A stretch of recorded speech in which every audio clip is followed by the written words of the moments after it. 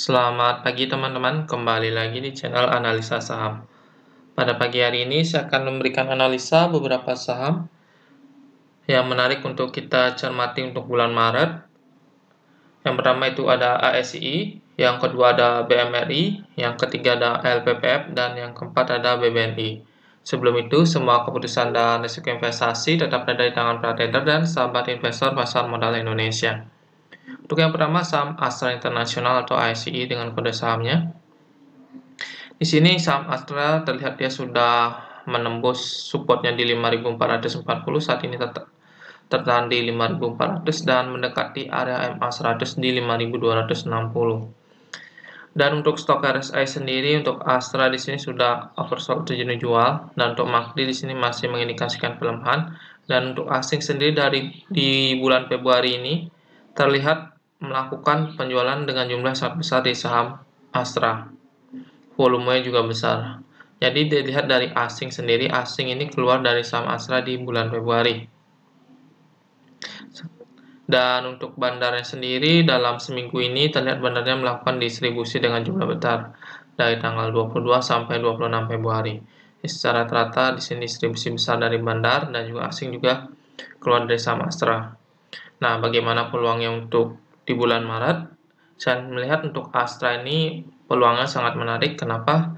Karena dia sudah berada di sekitaran area support di 5.440 yang area supportnya dia ditutup di 5.400, dia sudah menembus area supportnya, dan untuk next support itu di 5.260 di area MA 100. Nah, untuk teman-teman bisa pertimbangkan untuk melakukan akumulasi di rentan harga 5.260 sampai dengan 5.440 dengan target yang terdekat adalah di 5.860 untuk saham Astra.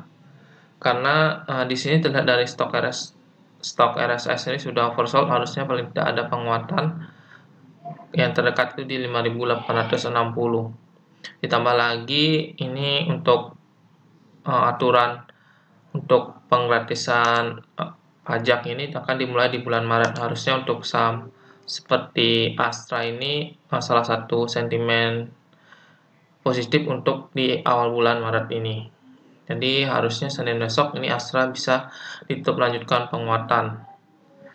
Jika dilihat dari sentimennya sentimen pajak gratis mobil yang akan membuat harga jual mobil ini menjadi lebih murah, harusnya nanti akan terjadi peningkatan dari penjualan Astra sendiri. Ditambah lagi sahamnya sudah berada di bawah area support minus 40 poin, 40 rupiah, yang supportnya di 5.440, sekarang ditutup di 5.400.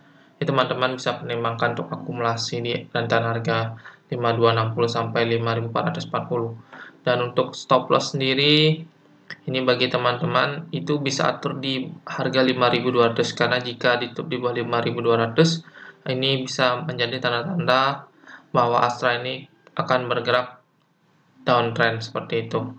Jadi selama masih di atas 5.200 masih bisa hold untuk Astra. Begitu pula teman-teman yang kemarin sempat tersangkut di pucuk, teman-teman bisa pertimbangkan untuk average down di rentan harga 5.260 sampai 5.440. Itu untuk Astra. Untuk yang belum masuk bisa pertimbangkan untuk melakukan akumulasi, dan bagi yang tersangkut di atas bisa pertimbangkan untuk average down. Dan untuk jangka panjang untuk Astra ini masih sangat menarik karena dia sendiri menguasai pangsa pasar mobil di Indonesia sendiri. Jadi untuk Astra untuk jangka panjang cukup menarik karena harganya sekarang termasuk sudah terdiskon cukup banyak dan pergerakannya juga belum naik terlalu tinggi. Untuk yang kedua adalah saham BMRI.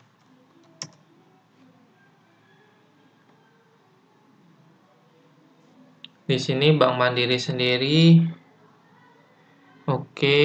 terlihat dia ditutup di bawah MA 200 di 6.330. Di sini dari Bank Mandiri saya lihat cenderung masih bergerak melemah teman-teman bisa tunggu di kisaran 5.750 sampai 60 untuk melakukan akumulasi beli di sekitar area MA 100 dengan target terdekat adalah di MA 200 di 6.330. Untuk saat ini wait and see dulu di Bank Mandiri. Saat di bulan Maret ini kemungkinan dia akan turun ke 5750 sampai 5760. Di area itu teman-teman bisa mulai masuk untuk saham Bank Mandiri. Buat yang tersangkut di atas, teman-teman bisa pertimbangkan average down di rentan harga 5750 sampai 5760. Untuk resist terdekat di 6330, next resistnya berada di kisaran harga 6700. Untuk stok RSI sendiri, dia di sini kita lihat sudah terjadi perpotongan dan mulai mengarah ke bawah. Untuk stok RSI dan untuk MACD ini juga masih mengindikasikan pelemahan, dan untuk asing sendiri juga asing keluar banyak dari saham Bank Mandiri dari akhir bulan Januari sampai bulan Februari ini. Untuk bandara juga dalam seminggu ini melakukan distribusi besar, jadi Bank Mandiri ini saya lihat kemungkinan akan terjadi penguatan, tapi saya lihat masih terbatas. Kenapa terbatas? Karena selama di sini tidak ada akumulasi yang besar dari asing ataupun bandar, di sini harga Bank Mandiri, harga sahamnya kemungkinan akan kecenderungannya bergerak melemah. Seperti itu. Jadi wait and see dulu bagi teman-teman yang ingin masuk di Bank Mandiri. Dan untuk volumenya di sini di akhir perdagangan di bulan Februari volumenya sangat besar. Ini mengindikasikan banyak yang melepas saham Bank Mandiri. Kemungkinan di sini karena banyak yang cut loss karena dia sudah berada di bawah MA 200 di 6.330. Jadi kemungkinan banyak yang melakukan cut loss sehingga terjadi aksi penjualan yang sangat besar dilihat dari volumenya. Jadi Bank Mandiri wait and see dulu. Buat yang tersangkut di atas, jangan terlalu panik, jangan panic selling. Teman-teman bisa pertimbangkan average down karena untuk jangka panjang ini untuk Bank Mandiri masih cukup menarik dari sektor perbankan. Untuk yang ketiga adalah LPPF.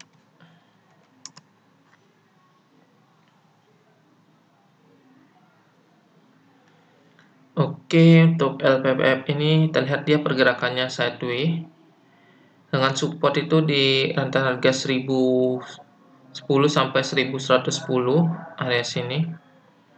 Di sini jika sampai dia ditutup di bawah area 1010, kemungkinan ini akan melanjutkan pelemahannya kembali, downtrendnya kembali. Tapi jika dia berhasil breakout area 1370, ini LPPF ini akan bergerak uptrend dan akan sangat naiknya akan cukup signifikan jika dia berhasil breakout 1370. Di sini jika dia berhasil breakout 1370, target saya itu adalah di harga 2930. Target saya untuk LPPF jika dia berhasil breakout 1370. Jadi bagi teman-teman yang saat ini ingin beli saham LPPF, teman-teman bisa perhatikan yang pertama itu rentan support 1010 sampai 1110 dan resistnya di 1370. Jadi untuk saat ini wait and see saat dia breakout dan tunggu di supportnya apakah dia berhasil rebound atau tidak. Jika nanti dia terus melemah dan berada di rentang harga supportnya 1010 sampai 1110, teman-teman bisa pertimbangkan beli jika dia berhasil rebound setelah menyentuh area supportnya. Mungkin dia sempat berada di sekitar area 1060, teman-teman tunggu dulu sampai dia berhasil rebound dan breakout area 1110, teman-teman masuk dengan target terdekat di 1370.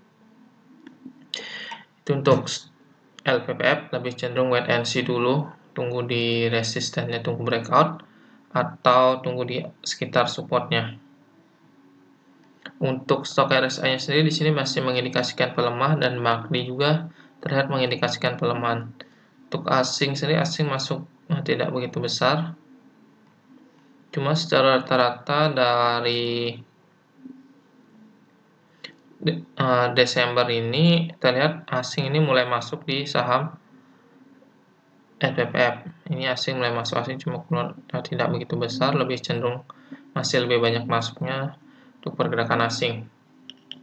Jadi LPPF saya lihat di sini sideway-nya ini terlihat dari pergerakan asingnya, di sini asing terlihat mulai mengumpulkan saham LPPF.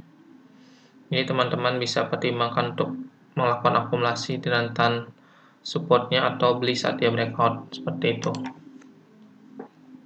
Untuk volumenya LPPF juga tidak begitu besar karena dia pergerakannya sideway, dan untuk bandaran juga netral dalam seminggu ini. Jadi LPPF potensi dulu di supportnya dan di resistennya. Yang terakhir adalah saham BBNI.